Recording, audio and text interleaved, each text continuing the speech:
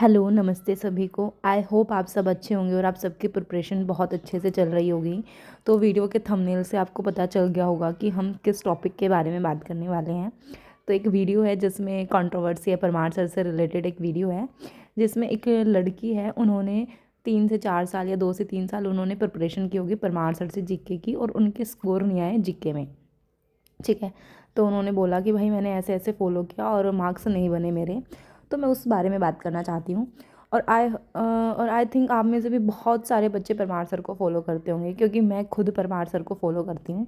ठीक है, तो देखो, जीके का ऐसा है कि मेरे को ऐसा लगता है कि जीके में तुम कितना भी पढ़ लो, तुमको कोई भरोसा नहीं है क्वेश्चन कहाँ से आएगा। क्योंकि एक जीके में एक तो नॉर्मल पोर्शन हो गया जो हम जीके का पढ़ते हैं, जिसमें हिस्ट्री, पॉलिटी वगैरह वगैरह हो गया, और फिर साइंस आ जाएगा, फिजिक्स, केमिस्ट्री, बायोलॉजी। ठीक है, उसके अलावा आते हैं करंट अफेयर्स और स्टैटिक जीके। ठीक है, तो अब क्या होता है भाई, कभी कभी आता है स्टैटिक जीके का पोर्शन आ जाएगा बहुत ज़्यादा। अब स्टैटिक जीके में इतने सारे डांस है, हम बहुत सारे डांस पढ़ते हैं।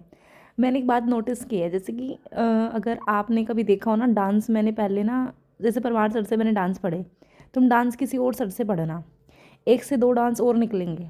तुम किसी और सर से पढ़ना, 3 से 4 डांसेस और एक्स्ट्रा निकल जाएंगे। ठीक है, और करंट अफेयर्स का तो हम कुछ कह ही नहीं सकते। तो अब जो हमारा मेन क्वेश्चन है कि हमको परमार सर को फॉलो करना चाहिए या नहीं करना चाहिए, तो हम इस पे आते हैं। देखो, सबसे पहली बात कि जीके जो है अनप्रिडिक्टेबल है, कोई भरोसा नहीं है क्वेश्चन कैसे कहाँ से आ जाएगा, कोई नहीं पता। दूसरी बात, करंट अफेयर्स भी करने चाहिए, क्योंकि अब करंट अफेयर्स का जो वेटेज है वो बहुत ज़्यादा हो चुका है। ठीक है, और करंट अफेयर्स का तुमको नहीं पता भाई कहाँ से कैसे कौन से क्वेश्चंस पूछ लेंगे वो। ठीक है, और स्ट्रेटेजी की होती है जो, उसमें भी जैसे कितने सारे फेस्टिवल्स हैं।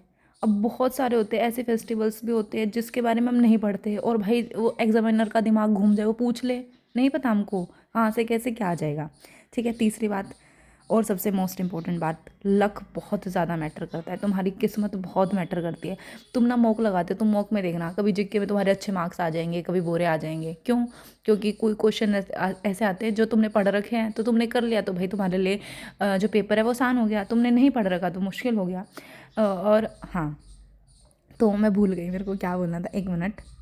हाँ, याद आ गया, किसी के भी कहने पे किसी भी टीचर को फॉलो मत करो। किसी ने बोल दिया कि भाई ये टीचर बहुत ज़्यादा अच्छे और तुमने मान लिया अच्छे है, और उन्होंने बोल दिया बुरे है तो बुरे नहीं। भाई तुम पहले उनसे पढ़ो, फिर PYQ लगा के देखो, देखो उनका पढ़ाया हुआ पेपर में आ रहा है या नहीं आ रहा है।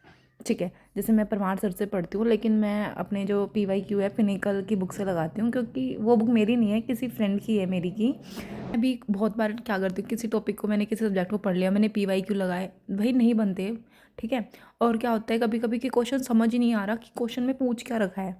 ठीक है, तो मैं यही कहना चाहती हूँ कि तुम किसी भी टीचर से पढ़ रहे हो, परमार सर से पढ़ रहे हो, हिंदी मीडियम वाले स्टूडेंट्स ज़्यादातर नवीन सर से पढ़ते हैं।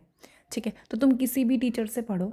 ठीक है, उन पे ट्रस्ट करो या ना करो वो तुम्हारे ऊपर डिपेंड करता है। ठीक है, तुम क्या करो, किसी भी टीचर से पढ़ो, फिर PYQ लगा के देखो, तुम देखो तुम्हारे क्वेश्चंस बन रहे हैं नहीं बन रहे हैं, उसके बेसिस पे तुम डिसाइड करो कि वो टीचर अच्छे हैं या बुरे हैं। किसी के कहने या ना कहने से तुम ये भरोसा मत करो कि वो टीचर अच्छे हैं या बुरे हैं। ठीक है, बस मेरे को इतना ही बोलना था कि तुम पहले पढ़ो, PYQ लगाओ, देन डिसाइड करो।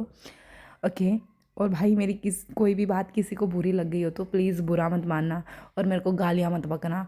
ठीक है, बस मैं इतना ही कहना चाहती थी। थैंक यू सो मच मेरे को सुनने के लिए, और अपनी ओपिनियन ज़रूर बताना। Thank you.